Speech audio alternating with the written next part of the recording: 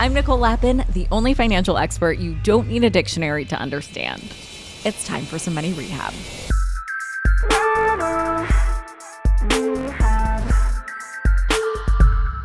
Well, if you've been on your money rehab game for a while now, you know that making smart investments can grow your money year over year. And you don't need a lot of money to start investing. But because whatever you invest compounds, the more money you invest, the better.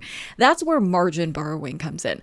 Margin borrowing is a money move that can give your brokerage account a financial boost, but it's not as picture perfect as it seems. So what exactly is margin borrowing to begin with? You can think of it as your brokerage's way of saying, hey, you've got some amazing investment ideas. I can lend you some cash to make those happen.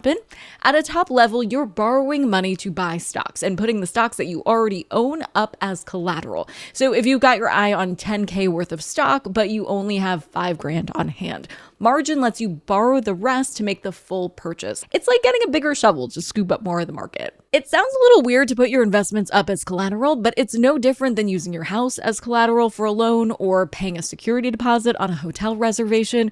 You're offering an asset as a guarantee to a lender.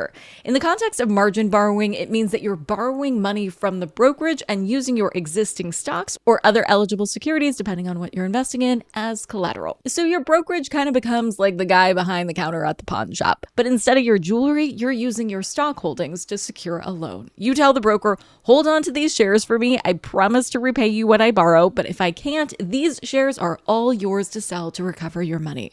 You're essentially agreeing to let the broker use your current investments as a safety net. And by doing that, you're reassuring the brokerage that it won't be left in a lurch if things go south. This is a new way to think about your brokerage that is totally legit. Your brokerage isn't just the home of your investments. Your brokerage can also lend you money. Just like your bank might lend you money to buy a house, your brokerage lends you money to buy securities. This service allows you to amplify your purchasing power in the stock market. Of course, this kind of lending isn't a free-for-all. You enter into a margin agreement when you set up a margin account.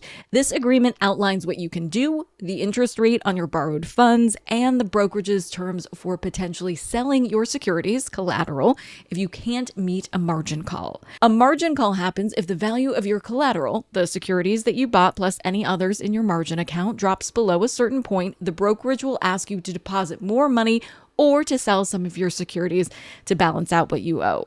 This is the brokerage's way of ensuring that the loan remains secured. More mathiness in just a sec. But first, I should mention your brokerage also isn't just going to give you money for funsies. It's a loan, which pretty much always means interest payments.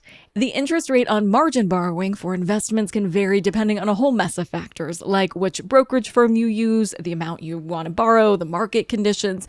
Generally, the interest rates on margin loans are calculated based on a broker's base rate plus a certain percentage that can increase as the amount of borrowed money goes up. That all translates to rates landing between below 2% to over 9%.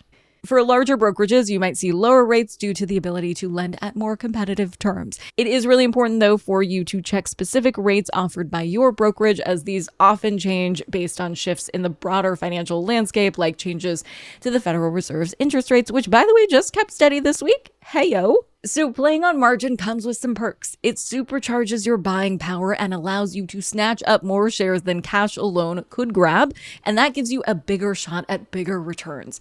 By doing all that, you're maximizing your investment opportunities. If you see a stock or a fund that you think is a great opportunity but you're short on cash, margin has your back, and that enables you to act quickly and to snag those shares before the opportunity disappears.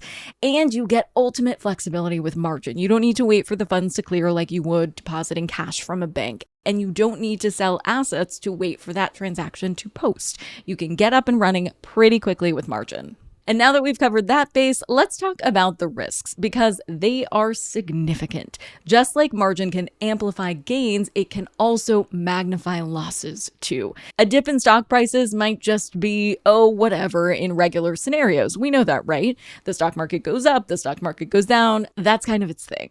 But a dip in stock prices when you're borrowing money, that's not a whatever. That's more of a you know what. And then there's the dreaded margin call I alluded to earlier. This is definitely the worst case scenario of margin borrowing. If your investments dip below a certain value, your brokerage will call your debt asking you to add more cash or securities into your account pronto. If you can't meet a margin call, they might just sell your stocks to cover it, potentially causing you to cash out at the worst time. And brokerages typically have a hard and fast rule around how low your investments need to dip before they can issue a margin call. Typically, they require 30% for what's called a maintenance requirement. But this concept is a little easier to follow with a number trail, so let's use your 10K investment again as an example. Say your brokerage requires that 30% maintenance requirement. You put in 5K plus another 5K from your brokerage as a margin loan. So your brokerage has 50% equity in that investment, right? Half of your investment is theirs until you pay it back. If whatever you invested in drops and your 10K is now worth only 6K, the investor equity has also dropped to 1K. Or the 6K value minus the 5K loan, or just 17% of your total investment. But your brokerage has that hard and fast rule that they need to have at least 30% equity in your investment. So this drop would trigger a margin call. And when that happens, your brokerage is going to need you to give them 30% of that new 6K value, which is $1,800.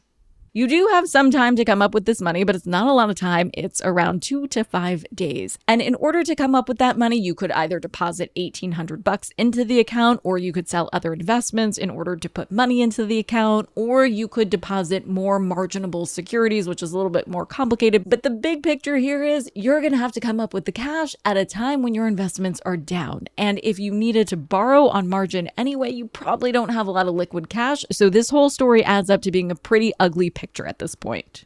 To play it safe on the margin tightrope, you need to know your limits. Just because you can borrow a lot doesn't mean you should. Assess your own financial landscape and decide how much risk you can comfortably handle.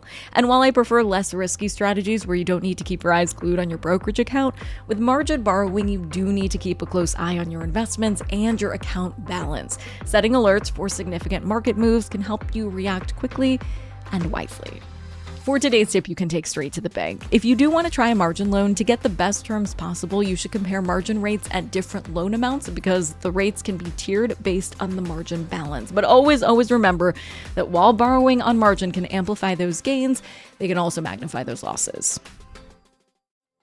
Money Rehab is a production of Money News Network. I'm your host, Nicole Lappin. Money Rehab's executive producer is Morgan Lavoie.